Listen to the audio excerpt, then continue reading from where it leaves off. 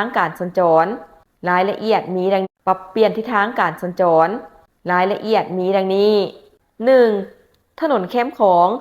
เปลี่ยนเป็น2ทิศทางทูเวย์ 2. ถนนเจ้าฟ้างุมเปลี่ยนเป็นเส้นทางวันเวย์ขาเข้า 3. ถนนสีฐาน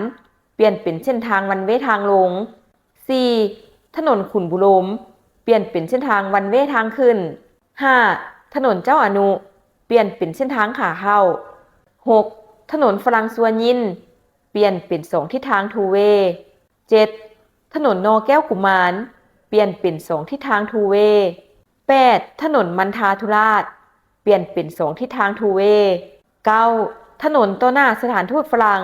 เปลี่ยนเป็น2ทิศทางทูเวย์สำหรับวันและเวลาที่จะเริ่มจัดตั้งปฏิบัติการปรับเปลี่ยนทิศทางสัญจรตาม9เส้นทางที่กล่าวมานั้นแผนกโยธาธิการและขนส่งนครหลวงเวียงจันทร์จะออกแจ้งการให้ทุกภาคส่วนทราบตามภายหลังแนวใดก็ตามผู้ขับขี่รถตามท้องถนน